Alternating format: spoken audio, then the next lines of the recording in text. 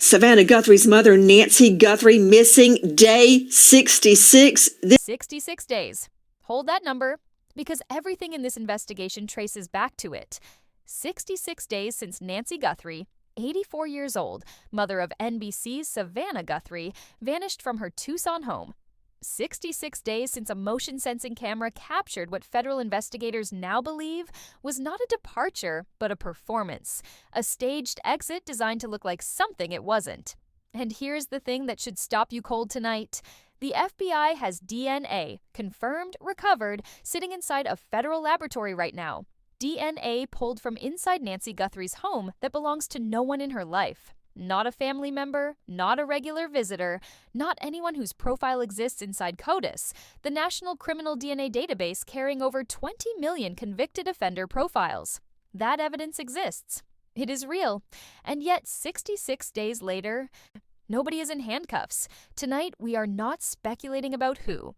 We are answering something far more specific. Why hasn't this evidence moved the case? Because the answer to that question is something the forensic science community understands deeply, and almost no one in the public conversation is explaining accurately. The most credentialed voice in this specific field just explained it on record. C.C. Moore, chief genetic genealogist at Parabon Nanolabs, the woman credited with helping crack more than 300 cold cases using the exact science now being applied to this investigation, sat down with TMZ.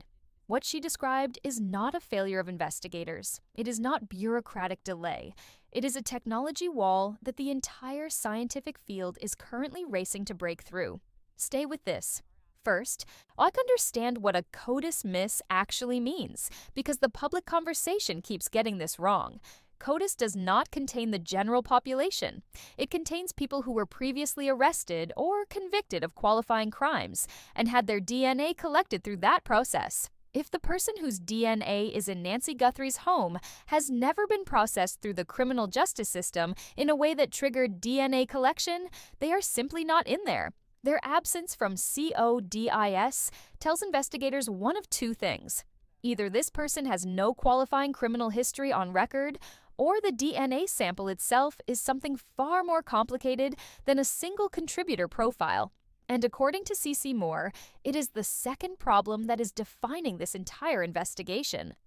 The sample recovered from the Guthrie home is what forensic scientists call a complex mixture. Not two contributors, which labs handle routinely. Multiple contributors, potentially 4 or more unknown individuals layered into the same sample. And the person who should not have been in that house may represent as little as 10% of the total genetic material collected. Think about what that means in physical terms. 9 parts of that sample belong to people with legitimate reasons to have been there. Nancy herself, family, caregivers, contractors, visitors. 1 part, 1 unit out of 10, belongs to whoever investigators are actually looking for. Pulling that single thread cleanly out of a biological knot, that complex is not a matter of running a standard lab protocol. It is one of the hardest problems in modern forensic science. And the reason it is so hard comes down to the difference between 2 completely separate types of genetic analysis. Traditional forensic DNA matching uses what are called STR profiles, short tandem repeats, a specific standardized set of genetic markers. Labs have spent decades building software tools to handle complex STR mixtures, programs that can model who contributed what and calculate probabilities with enough precision to hold up in court. Those tools exist. They work. Genetic genealogy is a different science entirely. It does not use STR profiles. It uses SNP profiles, single nucleotide polymorphisms, hundreds of thousands of individual genetic positions mapped across the entire genome. That level of detail is what makes genetic genealogy powerful. When you upload a clean SNP profile to a consumer ancestry database, what the system finds everyone who shares meaningful genetic segments with the unknown individual, cousins, aunts, grandchildren of shared ancestors. A genealogist then builds a family tree outward from those matches, works it forward through generations, and narrows toward a living suspect. The Golden State Killer was identified this way. His DNA was never in any law enforcement database, but a distant relative's DNA was. That was enough. Here is the wall. The computational tools that allow labs to separate one contributor's STR markers from a complex mixture do not currently exist in the same form for SNP analysis. Isolating a minor contributor's genome-wide data, the 10% signal buried inside 90% of someone else's biological noise, at the SNP level is an engineering problem that has not been solved at operational scale. Like, you cannot upload a mixture-derived SNP profile to a genealogy database. The databases reject it. The signal quality fails every threshold required for matching. That is the bottleneck, that single gap between the evidence that exists and the tool required to make it speak. CeCe Moore told TMZ that development is actively happening. She named a company called Estra as potentially involved in building deconvolution software specifically for this problem. She described equipment on a timeline of roughly a year. We are attributing that where it belongs. CeCe Moore, on record, sourced from people with direct knowledge of the investigation. We are not corroborating the company independently, but what she describes is consistent with where the research literature has been pointing for years. Multiple groups, inside and outside federal science, not have been working toward SNP-level mixture analysis. What is different now is urgency. Cases like this one are compressing those timelines, and here is what happens the moment that bottleneck breaks. CeCe Moore stated it directly.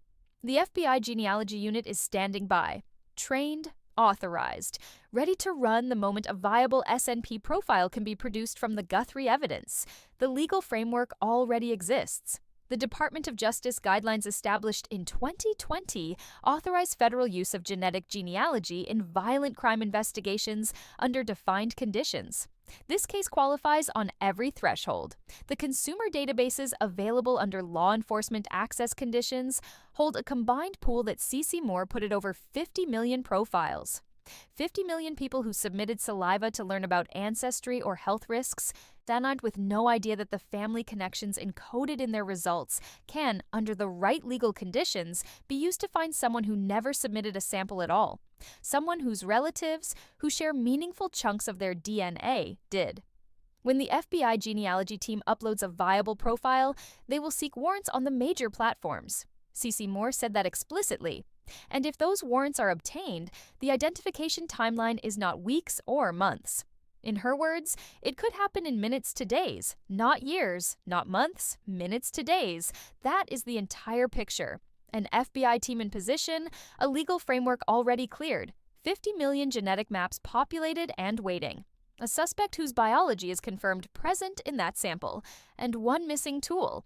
No software that can separate a 10% genetic signal from the noise surrounding it. The investigation is not stalled. It is at the edge of a scientific threshold that has never been crossed in exactly this configuration before. The case does not move slowly because no one is trying. It moves at the speed of the science that has to move first. 66 days. The DNA is real. The team is ready. The databases are waiting.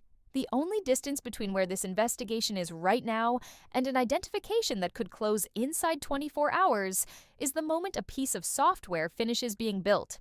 That moment is coming. And when it arrives, everything that happened in those 65 days will finally make sense.